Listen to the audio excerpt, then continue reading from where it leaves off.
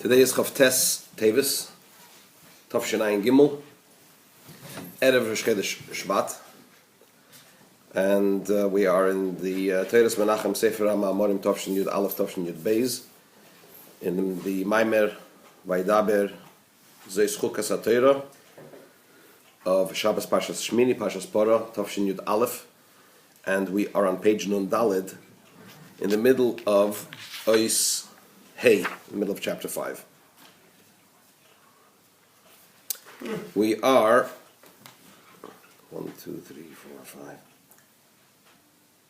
5 lines from the top of page Nun Daled, the line that starts Shaharei, and we're at the full stop.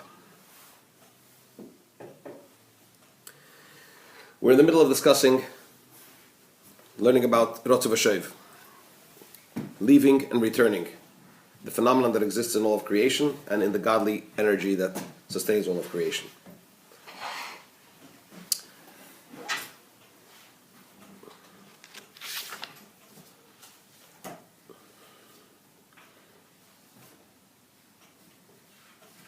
And we left off at the point where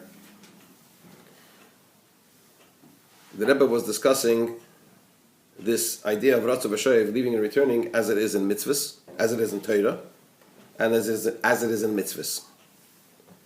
Torah is miminei eish dos lamei, from his right hand a fiery law has come forth.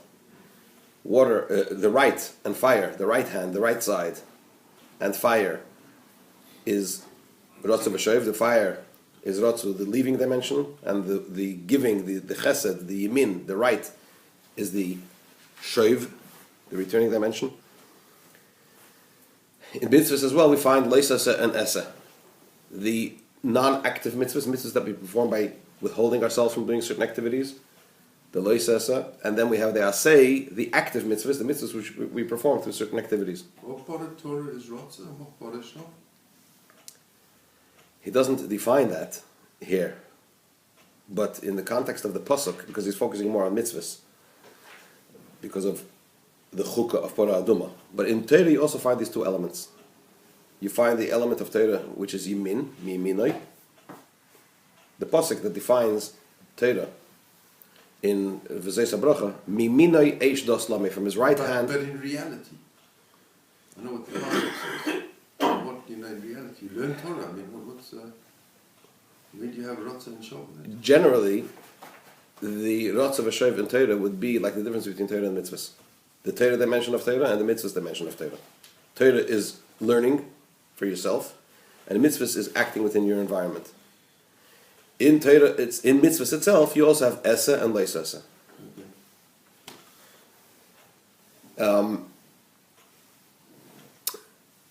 So, mitzvahs, going on to mitzvahs, we have Rotzav Hashev. The Rotzav are the leis esa mitzvahs, the inactive mitzvahs which we perform through inaction, through withholding ourselves, and the sheiv is the aspect, is the part of the mitzvahs that we perform through action. If that's the case, and what did he say concerning Porah Aduma? Porah Aduma is a mitzvah that possesses both elements combined together. Rotzav Hashev together. Usually mitzvahs, the leaving and returning dimensions are separate. They're confined to either esa or leis esa, active mitzvahs or non-active mitzvahs. In the mitzvah of Porah Aduma, you find these two modalities, the Rotzav and the Sheiv, the leaving and returning, all wrapped up in one. The Efer, the ash, which comes from burning the red heifer, right? So that's the Rotzav dimension, the leaving dimension. And then you have the Sheiv mixing it with the Mayim Chaim, with the living water, which is the returning dimension. If that's the case, ask the Rebbe, so what was so difficult? What was the problem? Why did Shlomo HaMelech, why is it so elusive? Shlomo HaMelech could not reach the depths of the meaning of Porah Aduma, of the red heifer. Moshe Rabbeinu, God gave him a concession, a major concession, and said, to you I will reveal Porah Aduma. It seems that, we're just explaining it very nicely. There's this Esa, Leisa, Rotza, Sheiv, and this is both wrapped up together. Therefore, we must say, it says the Rebbe, the conclusion must be that the Rotzav Hashev, the leaving and returning as it's represented in Porah Aduma, is not merely that it's both combined together. It's the same as in all of the mitzvahs, just combined just wrapped up in one. There is an innate difference, an essential difference between the leaving and returning as it is represented as one in Para Aduma, as opposed to the Ratzon and Shoyev, the leaving and returning as it is represented in all of the mitzvahs. And that's what we're discussing now. So the Rebbe began by explaining in chapter 5, going back to the point he made earlier, why indeed is there this phenomenon of Ratzon Shoyev, leaving and returning, in the godly life force that illuminates the worlds. And that is because it feels its source. So the Rebbe says, if it feels its source, then it's dependent on the extent to which it feels its source. And the extent of the quality of its source. So therefore, when we're talking about Eir HaMemalek Almin, the divine godly light that fills the worlds, right? So then, we're talking about an energy that is innately limited. Because it's tailored according to each realm and each creature, according to its character, according to its specific capacity. Because the relationship between the divine energy of Memalek Almin and Eir Ein Sof, God's infinite light, is in a distant, it's a distant relationship. B'derech diluk, that's the expression used.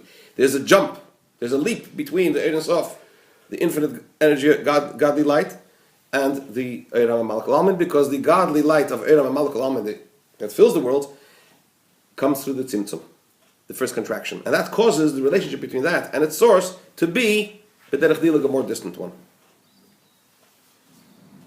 And it's also fragmented according to each individual realm, according to its particular characteristics. So therefore, when we talk about the Eir Elikid, the godly light of Memalek Almin, of the godly energy that fills the worlds, as it comes into each individual creature or realm, so in what way does it feel its source? According to its level. So to the extent of its level, to that extent will be the Ratzon. Its desire to expire and to return to its source. Therefore, the bottom line is, it's innately limited. Because even in it can't be better than its source, and the source itself, Memalek Almin, is already a limited light. So that is, so far as the Ratzon is concerned, that its desire to expire and to go back up will be a limited one. That's where we're up to. What about the Shuv? What about the returning? V'chein hu binyan the Shuv.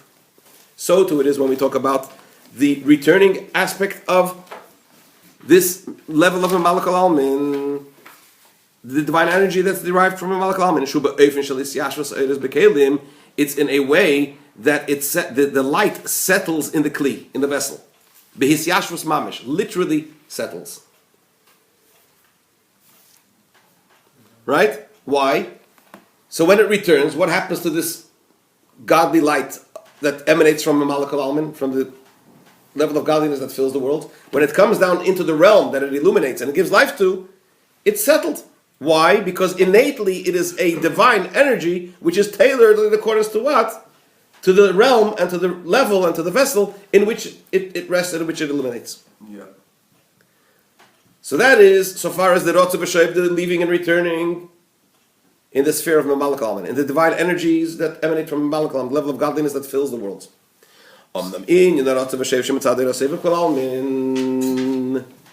However, when we talk about the idea of leaving and returning Ratzon V'Shoyev as it is from the godly energy of Sevav Klalmin, the godly energy that surrounds all worlds, it's in a completely different way.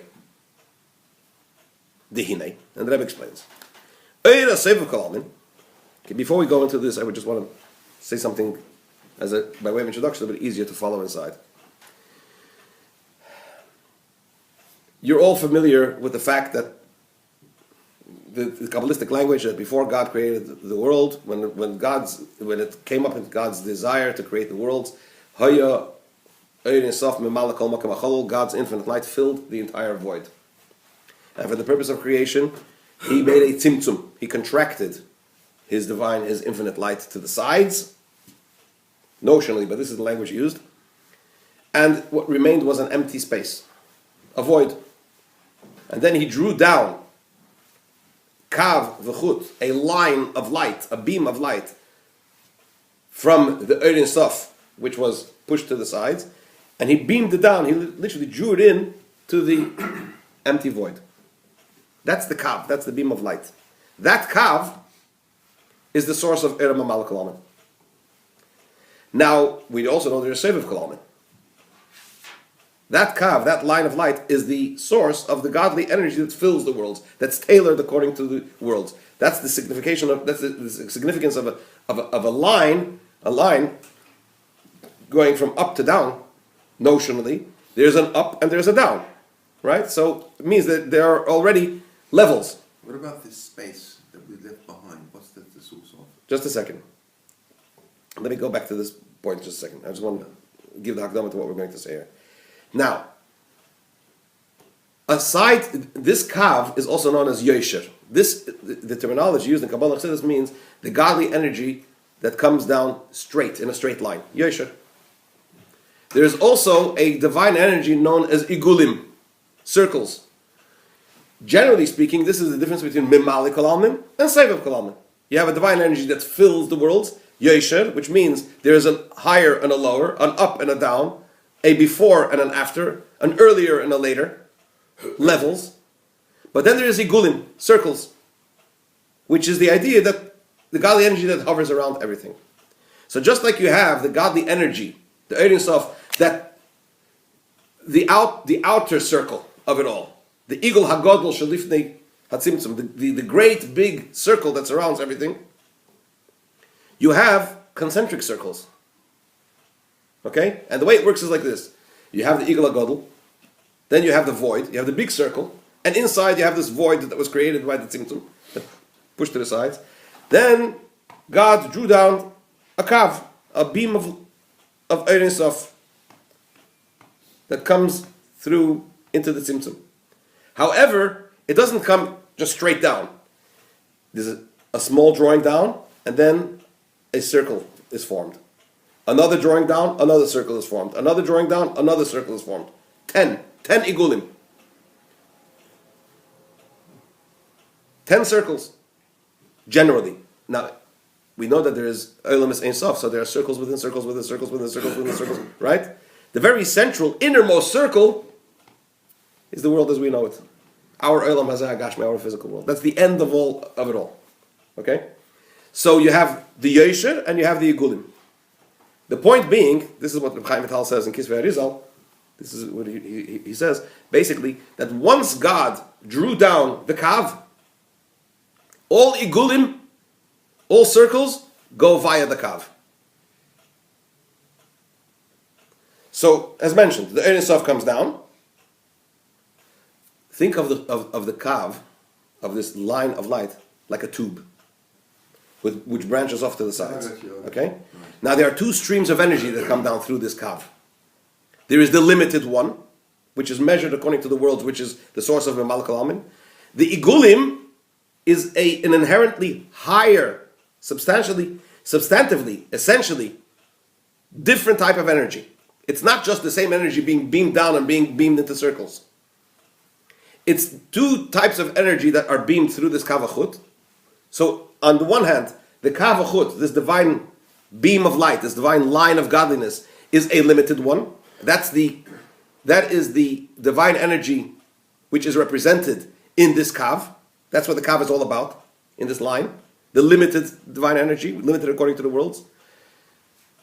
At the same time, God also sends through this kav an energy which is really beyond it, from the Ein Sof Shalifnei Tzimtzum. That's the Soviv dimension. So you have the Memali dimension, which comes straight down through the kav, which is represented in the kav.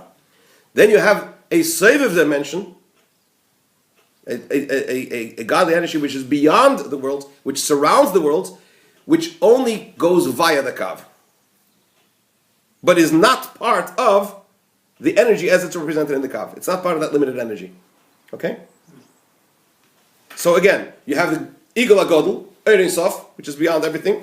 You have the kav being drawn down into the Cholol HaMakamponi, the void, but you have the first bit of the kav coming down, and then it beams the Ein Sof from beyond it in a circle, Soiviv Kalalmin, notionally.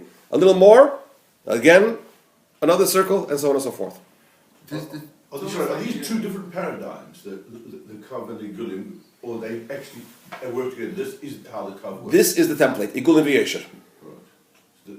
All of Ishtalshalus is in a way of Igulim v'Yesher. Okay. What I wanted to ask you is the Tzimtzum only on the first point, or does the mini Tzimtzum take place as you drop down There the is, circle? but there are many Tzimtzumim, however, they are inherently different. The greatest Tzimtzum of all is the first one, because that causes the siluk, the removal of everything. The Tzimtzumim that follow are more a reduction rather than a removal. Right. Of course, there are grades in Tzimtzumim as they follow as well. For example, between Bri and Tzira is one type of Tzimtzum, between Atzilus and Bri is a different type of Tzimtzum. But in terms of the siluk dimension, removing the Ein Sof, that took place at the Tzimtzum edition, the first contraction. So what's the point over here? So why is this necessary to explain? It's necessary to explain. One other question. Yeah. And what I'm going to ask you yesterday. What point do you have the Yesh drop- Ma'ayin. No, the drop between Malchus and Chochmah of each individual world. Because obviously there's a fundamental difference between the drop, between the 10, within the 10 spheres, but then you have a substantial thing. Correct. So what happens there? Is there a bigger, There is a Tzimtzum, and there's also what's bigger known... symptom at that point? Yes, and there's also... compared to the Well, others? aside from being a Tzimtzum, there's also what's called a Parsa. There's like a curtain But between each world. With what you said yesterday, is you said Ilul Va'al takes place within the spheres, and how does Ilul Va'al square up with what you've spoken beforehand? And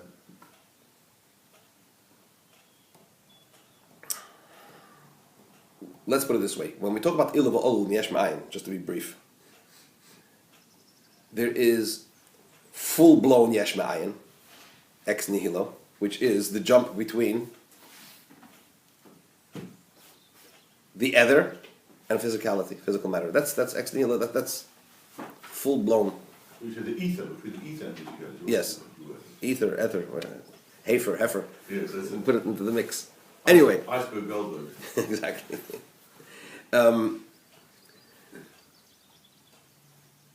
So that's Yesh Ma'ayin. That's obvious. That's the obvious quantum leap. Similarly, when we talk about Olam HaBriya, the jump from higher than Briya to Briya, why is it called Briya? As the Ramban says in Chumash Bereshis Bara. What the Ramban says? What's the taich of Bara? What's the definition of Bara? Yesh Ma'ayin. It wasn't there before. So what wasn't in Olam? What wasn't beyond Briya? Olam HaBriya. There's nothing physical there.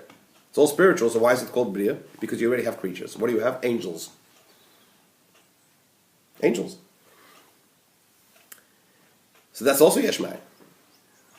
Then, if you look in chapter 2 of Tanya, in the Haggadah, in the note that the Alter Rebbe says in chapter 2, he says that relative to Ein Sof, Chochma v'Atzilis is considered like a Siyah Gufnis. Kulam b'Chochma Asisa. What does it mean you made them all with Chochma? Chochma Asisa. You're using the term Asisa, making Asiyah, which is the lowest form of creation. Gashmias. You're referring to that to what? Chochma. And as the Alter Rebbe says, that it's a reference to Chochma v'Atzilis. Because relative to Ein Sof, relative to Hashem's very essence, to Hashem himself, Chochma v'Atzilis is like a creature. That's how distant it is. Right? So in other words, when we talk about the term Yesh Ma'ayin, there are two ways in which we use Yesh Ma'ayin. Yesh Ma'ayin could be referring to a very distant relationship. What's Chochmat Atzilus? Chochmat Atzilus is spirituality. It's spiritual. It's not physical. It's not even a creature. It's a netzal. It's an emanation. Right? But relative to God's infinite existence, it's considered like a Siyah Gufnis. In that sense, it would be considered like Yesh Ma'ayin. So, in other words, there is Yesh Ma'ayin, full-blown Yesh Ma'ayin as we know it, ex nihilo as we know it, and then there is the idea of Yesh Ma'ayin, which denotes a very, very distant relationship, similar to what he says here, in a certain sense, where he says the relationship between Memalik Alamin, the level of godliness that fills the world, relative to its source is b'derech diluk. There's a gap. There's a jump, right? But is it yesh me'ayin? Is it something from nothing? It's an emanation. Is it yesh me'ayin as we know it? It's different. So it denotes a certain type of relationship. So my point is this: when we talk about seder hishtalshelus, we talk about one thing coming from another thing coming from another thing, right? The chain. So you have the more close relationship in the realm itself, between Chochmah to Bina to Das, and so on and so forth. You have a more distant relationship between Malchus and Chochmah of the lower realm. And in that itself, the distance between Malchus of Bria to Chochmah the Yetzirah is a closer one than the distance, the notional distance, the level distance, the qualitative distance between Malchus the Atzilis and Chochmah the Bria. Are you with me? So they're paradigms. In other words, we use over there yesh me'ayin in the sense that it has elements of yesh me'ayin as we know it. And you could use it both ways. You could use it l'mayla lamata, and you could use it l'mata l'mayla. Yeah, but there's a bottom line between Malchus of Atzilus and Chochmah of Bria. Is that yesh me'ayin? Straight question, yes or no? I mean, within each world, Ilav is the idea that the... You have to define yesh and you have to define ayin. Let's put it this way. Where are you looking from? Yesh me'ayin, the difference between, when we say that Bria is yesh me'ayin, relative to Atzilus, we're talking about the creatures of Bria. What are the creatures of Bria? The Malachim. How are they created? They come through Malchus of Atzilus. Okay, there's another point here. Just like we said over here, that Hashem sends through the Kav, this divine energy, which is also the Igulim, but it's not of the Kav. Similarly, through Malchus Atzilis, when you say HaKadosh Baruch Hu's Olam Asiyah is created, talk about the Asiyah, physical world. Where does it come from? In the Seder Ishtalshalos. It comes from Malchus, right? Malchus Atzilis, then through Malchus the Bria into Yitzirah, and from Malchus Yitzirah into Asiyah, and then you have a physical world, right? So who creates? God creates. How? He vested his ability to create through Malchus. So Malchus, for example, will possess within it two elements. On the one hand, it will possess the elements of the Esespheres of Atzilus, the 10 godly energies, attributes of Atzilus. But within Malchus exists also God's infinite power to create, which he inserted in there, and he creates through there. So it depends, when you're asking me, is Bria relative to Atzilus yesh me'ayin? It depends what we're talking about. If you're talking about, yes, in the sense of the relationship between Bria and Atzilus, in the sense that there's an inherent jump, because here we're talking about emanations, in Atzilus we're talking about emanations, and here we talk about creation, it's yesh me'ayin. Right? It's even more pronounced when we talk about the physical world. We say that the distance between Bria relative to Atzilus is more distant than the distance between Asiyah and Yitzirah. Right? But where does physical matter come into play? In Asiyah Hagashmi. Right? In the physical Asiyah. Where does that come from? In the Seder Hishtalshelus. What's beyond Asiyah Hagashmi? Asiyah Ruchni. What's beyond that? Yitzirah. What's beyond Yitzirah? Bria. However, what is called Yesh Me'ayin? What's called Yesh Me'ayin is Bria, relative to Atzilus. Why? Because that's where the jump is. That's where the jump is from an emanation to a creation, to a creature. Let's try, but I haven't got it. Okay, we'll try again. I'll work on you on Sunday. Let's, Sunday morning with the mosquitoes. let's try to go a little more inside here. However, when we talk about the idea of leaving and returning as it is from the perspective of Sefer Kalam, the God's infinite light that surrounds the world, it is in an inherently different way, completely. The light of God, God's energy that surrounds all worlds, although this divine energy also comes drawn down through the Kav, because once God draws down the Kav, all the circles are drawn down through the Kav, meaning to say that Sefer Kalam and God's energy that surrounds the world also goes via the Kav, as explained earlier. Nevertheless, this source of these circles, the source of this godly energy that's in the form of a circle, meaning to say that it surrounds the realms, rather than clothing themselves inside the realms, which means it's beyond the realms, they are rooted in God's infinite light, which is before the contraction. And particularly, what are we talking about? Meha Igul HaGodel, the greatest of the circles of all circles, the circle of all circles, Shalifnei HaKav, which is even beyond the Kav, beyond God's line of light that He drew into the void. Ve'ein hatzimtzum poel behem kol kach, and therefore, therefore the contraction doesn't have such a great impact on these igulim, on these circles of divine energy. Inner circles. The inner circles. Why? Because they emanate from where? Directly from where? From the Eidus of Shalif Netzim, from the circle of all circles, where there was no tzimtzum, where there was no contraction. So even though they're drawn down through the kav, and they are now in a notional form of circles within the void, but they are of another realm. They're inherently of another realm. The circles.